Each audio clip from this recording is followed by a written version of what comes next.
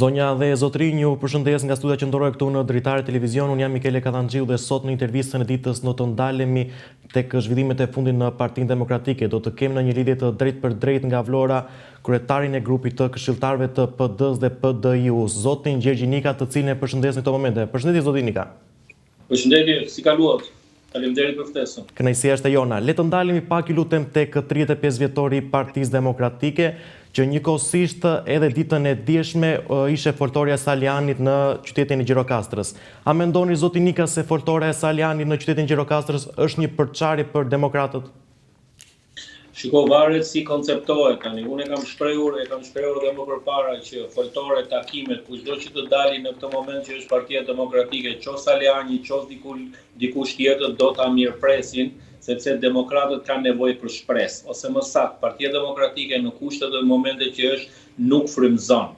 Kështu që unë uroj që kjo foltore mos përdoret si përçarje, po të përdoret për të energjizuar dhe për të rikthyer demokratëve shpresën që Partia Demokratike me të vërtet duhet të vazhdojë dhe ka akoma vlerat dhe opozitën që ajo meriton për të ardhur në pushtet. Është shumë e rëndësishme që mos të ketë përçarje, sepse sa herë ka pasur foltore, sa herë kemi pasur problematika të brendshme, gjithmonë ka dalë parti të reja. Ne nuk fitojmë dot dhe nuk vim dot në pushtet nëse nuk jemi të gjithë bashkë. Për sa i përket 35 vjetorit Partisë Demokratike, unë e pashim 35 vjetor shumë të varfër. Ne i mbajmë mend shumë herë edhe 30 vjetorin, 31 vjetorin, 20 ca vjetorin që kanë qenë të energjizuar dhe plot pasion dhe plot energji.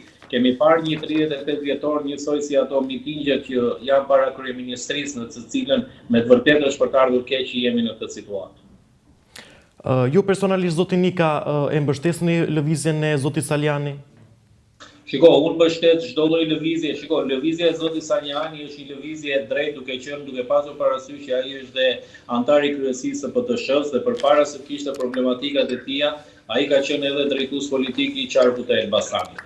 Unë mbështes patjetër që foltore Salianit ose dalje e kujto prej demokratëve që janë pjesë e strukturës të Partisë Demokratike në qytete dhe në qarqe është pozitive për të kthyer Partinë Demokratike dhe për t'i dhënë tamam energjinë si duhet. Mbështetjen e mbështes në qoftë se foltoren Saliani e bën në favor dhe në favor të demokratëve dhe për interesat të demokratëve. Në qoftë se foltore Saliani dhe kujt tjetër bëhet për interesa personale, unë absolutisht jam kundër, pasi ne kemi shumë kohë që merremi me interesat personale të leadershipit apo të tjerëve dhe me të vërtetë prandaj kemi të ndisur në këtë pikë që jemi sot. Zoti Nika, ju mendoni se Saliani e bën këtë foltore për përfitimet e veta personale? Unë në këtë gjë që po e them tani nuk e di, por faktet shiko si kanë vajtur gjërat nga kafja që piu me të gjithë ata që ishin më të votuarit në Partinë Demokratike dhe deri sot që po flasim. Ishin 10-12, kanë arritur në 2, sepse të tjerët janë të rrequr rrugës. Domethënë ata që janë të rrequr ose ka pasur presion qarqytyre, ose pastaj janë të rrequr sepse kanë kuptuar diçka. Kjo gjë do duket në ditët në vijim. Dhe unë mendoj që kudo që zoti Saliani ose kushdo të vejë, qoftë Ali Mehmeti, qoftë kushdo tjetër, qoftë zoti Kalaja, të zbresin në çdo qytet dhe të bëjë takime, do mirëpritet, sepse mirëpresin demokratët, mirëpresin aktivizimin e Partisë Demokratike dhe mirëpresin me ngulm që gjërat të rikthehen siç ishin dhe të kemi një parti demokratike konkurruese për të qenë gati për të ardhur në pushtet. Pasi sot është momenti më i mirë dhe qeveria sot është në pikën e saj më të dobët. Ne jemi në një situatë të pazakontë që në një moment të pazakontë ne futemi diskutojmë foltorët dhe rikthehemi në gjëra. Ne sot duhet ishim duke goditur qeverinë, pasi normalisht qeveria sot ka rënë. Kemi një zëvendëskryeministre në hetim, ministrin e transportit në hetim, dy nga figurat më të mëdha, drejtorin e përgjithshëm të ARSH-s dhe drejtorin e përgjithshëm të Keshit, i kemi në arreshtje. Domethënë qeveria sot ka rënë.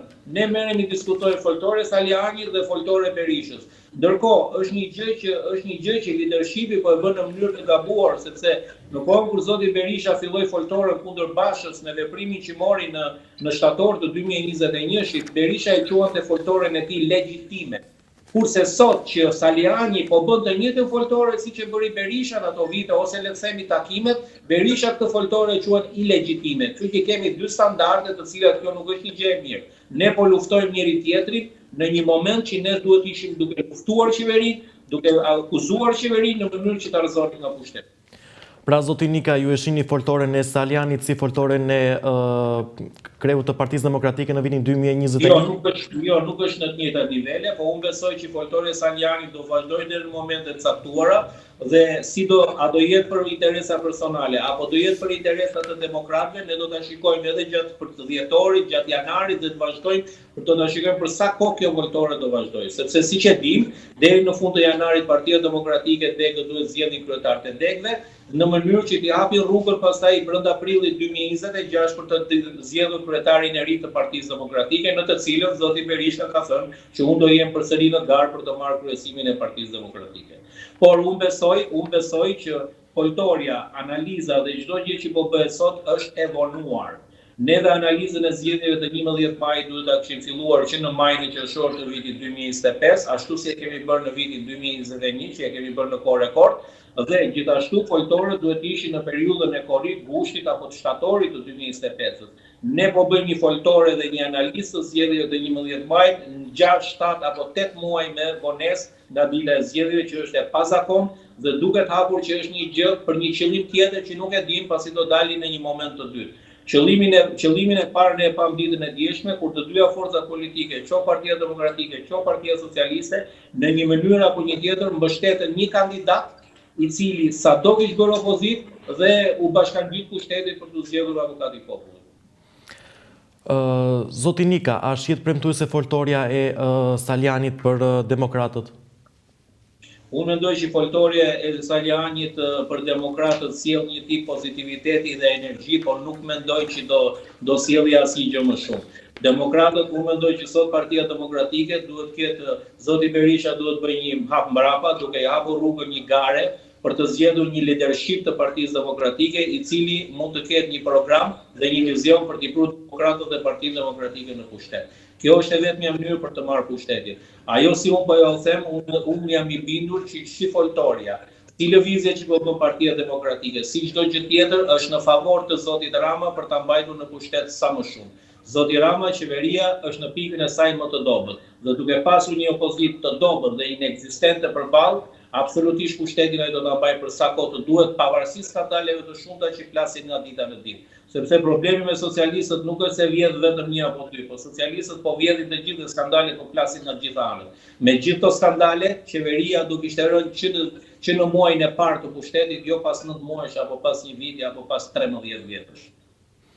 Zoti Nika, ju personalisht e mbështesni foltoren e Salianit? Ja u thash dhe përsëris që foltoren e mbështes në qoftë se foltoria në të vërtetë është për interesat e demokratëve dhe për të energjizuar partinë. Në qoftë se foltoria është për interesa personale, unë jam totalisht kundër kësaj foltore.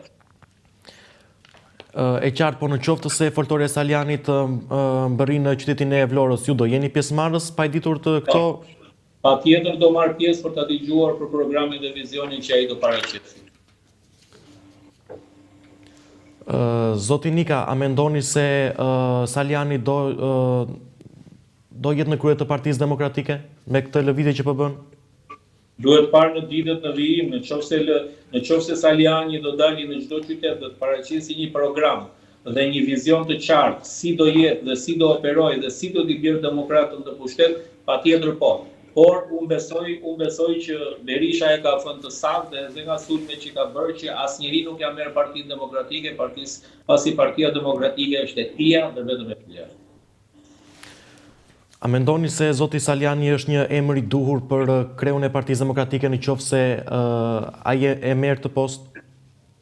Patjetër që mund të jetë një nga emrat potencial për të marrë Partinë Demokratike. Por gjithsesi duhet shikojmë pasi deri në prill të 2026 në të cilat kemi zgjedhjet për kryetarin e ri të Partisë Demokratike, ka akoma kohë për ta parë ato pjesë dhe për të parë si do evoluojnë ngjarjet në këto 3-4 muaj. Zoti Nika, unë ju falenderoj që ishim së bashku në këtë hapësirë dhe ne do të mbetemi së bashku në kontakt për të rrjetet e fundit nga Partia Demokratike. Faleminderit zoti Nika. Faleminderit juve për ftesën, punë mbarë. Kënaqësi. Të nderuar shikues, kemi ardhur së bashku në fund të intervistës së ditës. Unë ju falenderoj për vëmendjen, bashkë miru takofshim.